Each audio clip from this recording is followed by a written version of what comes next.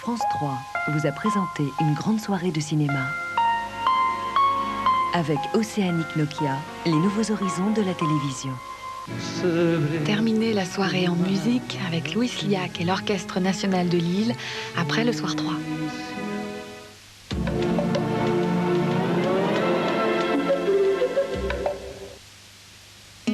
À Pâques, on peut remplacer un œuf par un autre. Mais si vous voulez que le déjeuner de Pâques soit merveilleux, somptueux, délicieux, rien ne remplace le foie gras. Saviez-vous que l'on prisait les quenelles petits gens dans les dîners mondains? N'en soyez pas surpris. Les quenelles, c'est tout ce qu'il y a de plus fin et délicat. À vrai dire, il eût été étonnant qu'on ne les servisse point. Bon, les quenelles petits gens, c'est bon, mangez-en. Pour fêter ses 40 ans de minceur, Contrex vous propose cette carafe et ce verre signé Christian Gavoy. À découvrir sur les étiquettes Contrex ou sur 3615 Contrex.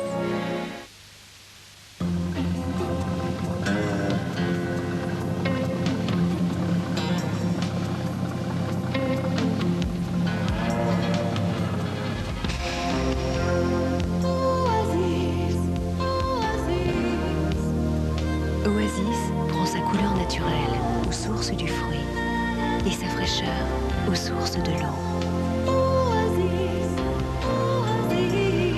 Oasis aux sources du plaisir. Dans quelques instants, vous allez vivre une expérience inoubliable. Romantica de Motta. Un dessert extravagant, impossible à décrire. Romantica, c'est un somptueux mariage. Du caramel fondant, une onctueuse crème glacée à la vanille, des pépites de chocolat et un délicieux biscuit. Oh, Romantica. Sa richesse vous éblouira. Romantica, l'extravagance glacée signée Motta.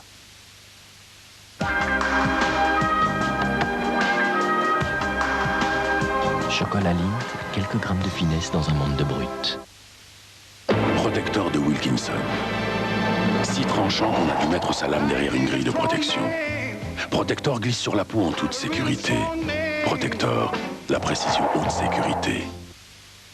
La vie est formidable. Elle vous donne une peau qu'on a envie de croquer. Jeune, fraîche.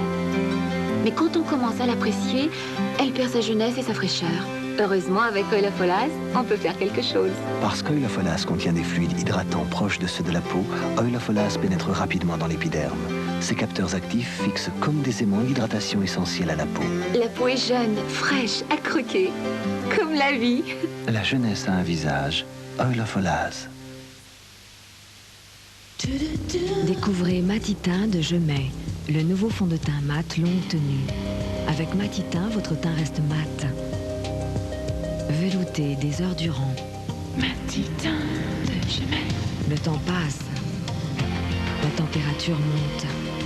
Vous ne brillez pas grâce à ces agents matifiants. Matitin de Gemay. Jamais teint n'est resté si mat, si longtemps. Matitin, l'innovation teint signée Gemay.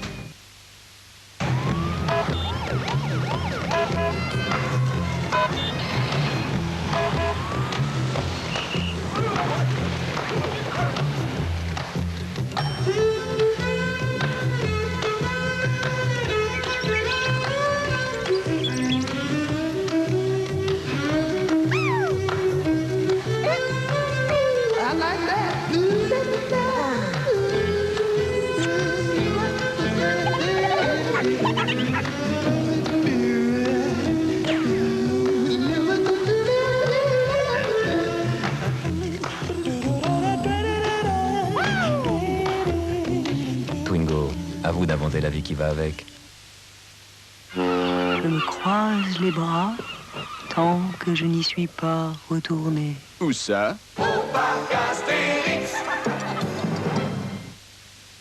RFM présente Planète Rock'n'Roll. Planète Rock'n'Roll, wow, le meilleur du rock.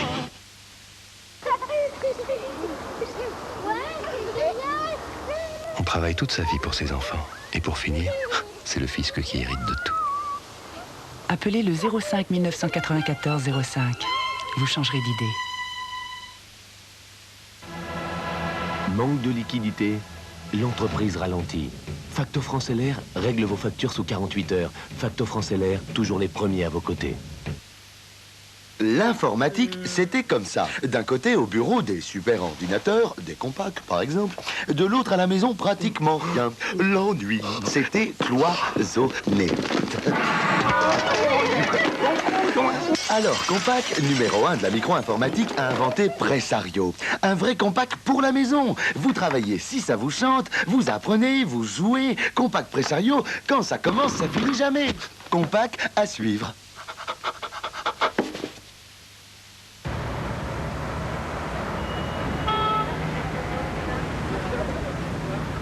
Tu sais, la bourse, c'est pour les gros, pas pour les petits.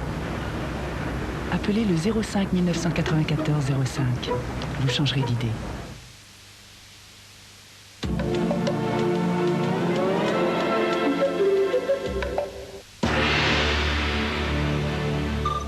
Ramé!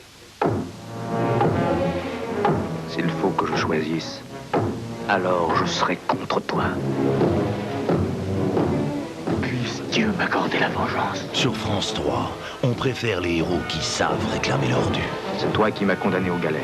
11 Oscars pour un film culte et un travail de romain. L'heure a sonné, Judas. Lundi 20h50, Ben-Hur. L'heure des braves sur France 3. Tu as raison. L'heure a sonné.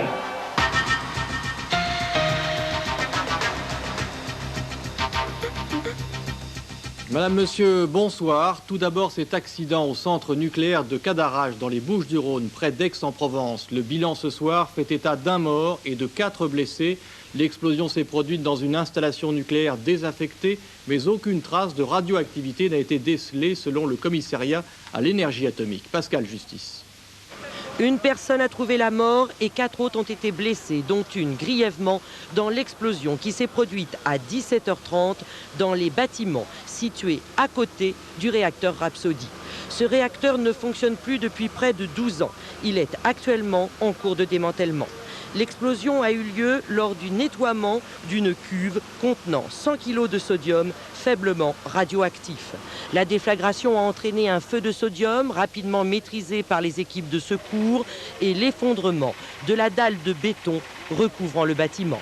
Tout à l'heure, mon adjoint, M. Pervès, est allé à l'intérieur du réacteur, et non pas dans ce bâtiment, pour regarder et passer une inspection avec tous les gens compétents, savoir s'il y avait des fissures, etc., des fuites et des mesures. Il n'y a pas de radioactivité, donc il n'y a pas de danger de radioactivité. À l'heure actuelle, les sauveteurs de Cadarache essayent de dégager le corps de la victime décédée, toujours enseveli sous les décombres. Les blessés souffrent principalement de fractures, mais il restera à évaluer l'effet qu'a pu produire le souffle de l'explosion sur leur organisme.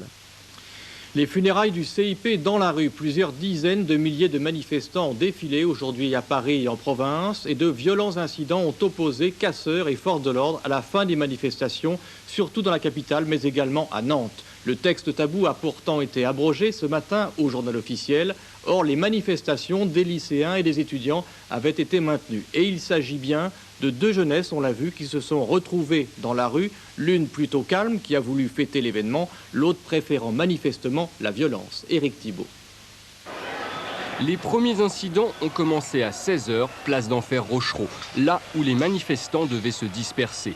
Très vite, les casseurs passent à l'action, des vitrines sont brisées, des magasins sont mis à sac, puis viennent les pillages. Les CRS répliquent en tirant des grenades lacrymogènes, les forces de l'ordre barrent les rues adjacentes, mais les groupes de jeunes sont extrêmement mobiles. C'est très très difficile là, parce qu'ils ont tous le même âge, ils ont tous habillé pareil, et puis un casseur qui lance une pierre, quelques secondes après, il est plus casseur, on le perd dans la foule. J'ai assisté moi-même à une scène, j'étais incapable de retrouver celui qui avait lancé la pierre, il était juste à côté de moi. De nombreux jeunes quittent la manifestation et aussitôt les casseurs s'engouffrent dans les petites rues du 13e arrondissement. Des groupes harcèlent les forces de l'ordre, poubelles et voitures sont incendiées. 200 véhicules sont endommagés, des journalistes sont violemment pris à partie, puis les casseurs recommencent dans une autre rue du quartier. Ces incidents ont pris fin en début de soirée, les forces de l'ordre ont interpellé 300 personnes. Et pourtant, cette manifestation de victoire avait quitté la place de la Bastille dans le calme. Plusieurs dizaines de milliers de jeunes ont fêté le retrait du contrat d'insertion professionnelle. On a gagné tous ensemble avec les étudiants, les lycéens, toute la jeunesse, avec les syndicats, avec les salariés, avec les chômeurs. Tous ensemble on a gagné après 1 mois et demi de lutte. Bon, eh bien voilà, aujourd'hui c'est la fête de la joie. À Lyon, c'est dans la joie que 3500 jeunes enterrent le contrat d'insertion professionnelle. Mais les manifestants réclament aussi le retour des 2 Algériens expulsés. À Marseille, ils sont 6000. Les slogans des lycéens s'adressent à Édouard Balladur et Charles Pasqua. Mais c'est à Nantes que la mobilisation a été la plus importante. 16 000 jeunes ont défilé dans les rues criant des slogans hostiles au gouvernement. À 20 h, des incidents ont éclaté entre manifestants et forces de l'ordre. 1000 policiers et une lance à eau ont été déployés pour ramener le calme. Et à présent, le calme est revenu dans la rue, mais Édouard Balladur devra maintenant compter avec les conséquences politiques dues au retrait du texte et au climat social difficile. Ainsi, Philippe Séguin, dès aujourd'hui, a souhaité que cet épisode serve de leçon, dit-il, au gouvernement. Aux yeux du président de l'Assemblée, en effet, les pouvoirs publics ont tout à gagner, dit-il, à écouter le Parlement qui en sait au moins autant que certains dont l'horizon se limite au boulevard périphérique de la capitale. Fin de citation. Et puis toujours en politique, les préparatifs de l'élection européenne du 12 juin prochain. Dans chaque camp, chacun s'efforce de composer sa liste. Après l'accouchement difficile hier des socialistes, cette fois c'est le Parti communiste qui a décidé de proposer comme leader Francis Wurtz, le député européen sortant et ancien collaborateur de Georges Marchais. Et puis les suites du coup de filet des policiers à l'encontre d'un commando du FLNC en Corse. 13 militants présumés interpellés en flagrant délit ont été transférés aujourd'hui à Paris. C'est la première information de l'actualité développée ce soir par Isabelle Billet. Le transfert à Paris de 13 des 14 militants corses arrêtés lundi dernier près de Spérone. Ils ont été entendus aujourd'hui par le juge antiterroriste du parquet de Paris, puis écroués. Quelques heures avant, ils avaient été mis en examen. Le député guadeloupéen Édouard Chamougon passera la nuit en prison. Il a été arrêté cet après-midi à Pointe-à-Pitre. Le député a été mis en examen à 2 reprises pour corruption et détournement de fonds publics. Hier, l'Assemblée nationale avait levé son immunité parlementaire. Israéliens et Palestiniens sont finalement tombés d'accord pour que des observateurs internationaux soient envoyés à Hébron. Ils seront 160, en majorité des Norvégiens. Leur tâche consistera à rassurer la population palestinienne. Ils ne seront armés que pour se défendre et resteront 3 mois dans un premier temps. La province du Natal, en Afrique du Sud, ensanglantée par les combats de rue et les règlements de compte. Du coup, Frédéric de Klerk a décidé d'instaurer l'état d'urgence dans la région. Nelson Mandela a soutenu cette initiative. C'était la plus grosse manifestation jamais organisée à Salonique, en Grèce. 1 million de personnes dans la rue pour dénoncer l'attitude des Européens concernant la crise macédonienne. La Grèce est vivement critiquée depuis qu'elle a imposé un embargo commercial contre la République de Macédoine, aujourd'hui autonome. La torture, je n'ai rien à dire, déclare Touvier au président Boulard. Aujourd'hui pourtant, un témoin raconte à la barre. François Robin, il a 85 ans, a été torturé par la milice de Lyon. Un autre témoin révélera que Touvier connaissait Klaus Barbie. Je les ai vus discuter amicalement plusieurs fois, mais comme Klaus Barbie, Touvier répète, je n'ai rien à dire. Ils ne sont plus qu'à une centaine de milles de l'île d'Ouessant et à quelques heures du record du Tour du Monde à la voile. Sauf incident, Peter Blake et son équipage sont attendus demain matin sur la ligne d'arrivée avec 4 jours d'avance sur le record établi par Bruno Perron. Apparemment, ils ont suggéré tout, parce qu'il faut passer par des endroits très dangereux. Ils ont certainement cassé, on n'a pas beaucoup su parce qu'ils avaient quelqu'un qui leur collait derrière. Et on va le savoir demain. Et ils arrivent avec un temps et un chrono superbe et une très très belle histoire. Ouais. Ce soir, New Zealand file vers la victoire. Son concurrent, Olivier de Kersauzon, est loin derrière. Il n'est attendu que mardi prochain à Ouessant. Oui, résumé de l'actualité signé Isabelle Billet et Éric Thibault. Enfin, à l'étranger, à retenir ce soir cette déclaration solennelle du secrétaire d'État américain à la Défense, William Perry, qui indique que Washington empêchera la Corée du Nord de se doter d'un arsenal nucléaire. William Perry ajoute même que les États-Unis pourraient avoir recours à la guerre s'il en était besoin. À présent, l'actualité économique avec une hausse du chômage pour le mois de février, plus 0,2%, une hausse qui touche surtout les jeunes, mais qui confirme aussi un ralentissement de la dégradation. Chômage, prochain référendum à Air France, les résultats de Renault, Martine Thiébaut.